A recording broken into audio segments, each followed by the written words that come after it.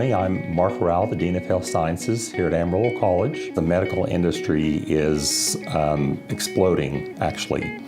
There are a lot of freestanding clinics that are going up and being built all over in every town. Worldwide first tonight, the airport grounds now have a fully staffed ER. So the demand for nursing is always increasing. We cannot educate enough nursing students. Well, I'm Shirley Collins. I'm the director of the 4th floor here at BSA. It's a medical surgical unit. Staffing is a challenge often because we need nurses. If you look at any of the literature, it just says nurses are getting older. The needs of the population are getting greater because people are getting older, so we're always going to need nurses. So that's an opportunity for me to get to go to Amarillo College and talk to the students. I'm glad that we have that relationship so we can go and talk about our different areas of practice, hoping that they'll come work for me. And that's another great opportunity too when they come on the floor. It's kind of a two-way street. While they're here on the floor, we can kind of look at them and say, hey, look, this chick's doing a great job, or this guy, we want them to come work for us. And so it's really an opportunity when they're doing clinicals to put their best foot forward and already be kind of on an interview for a job. My name is Matt Matlock. I studied EMSP. I was a 2-year associate's degree program student. I graduated in 2015.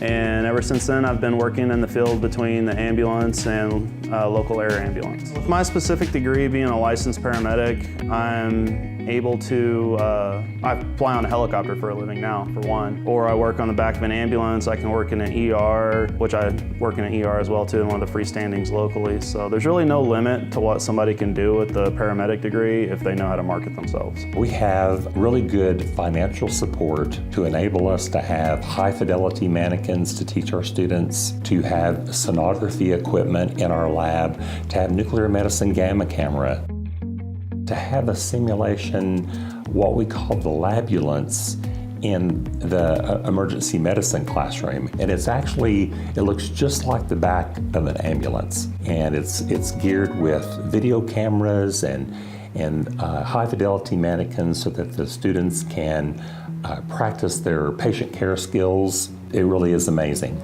My name is Cindy Crabtree, and we are here at the Moore County campus of Amarillo College. It's not very much different than the one in Amarillo. So students really have a big advantage, if they live here, if they live in Stratford, or if they live in Sunray or wherever, they can come here.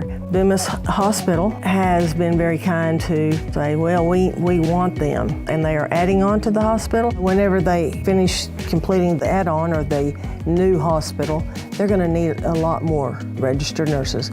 They're going to need them for OB. They're going to need lab technicians. They're going to need x-ray technicians. They're going to need respiratory therapists and everything. And all of those things can be accomplished at Amarillo College. Amarillo College's education standards, their academic standards, are really second to none in the industry as far as EMS goes. They demand that you learn well above the national standard, that you know everything you need to know to be competitive in the field as an entry-level paramedic. Our faculty, they want to teach their students in a manner so that whenever the students graduate and get into the field, they want their students to be able to give optimal and safe patient care. There's no mediocrity in medicine at all. So we maintain the rigor of being that medical professional. Advice for someone going into healthcare. I think if you think it's going to be easy, then it's not. Whatever you're going to do, there's a lot to learn, and it's not just the books that you have to learn. You're caring for someone at a terrible time. Maybe they're not being who they normally are, and it's being able to be empathetic to that, having that opportunity to see people grow. I think that's one of my proudest things is some of the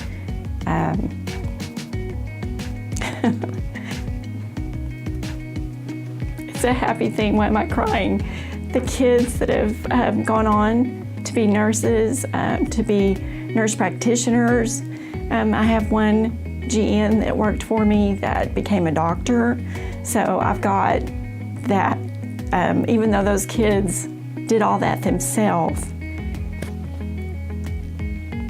it makes me proud.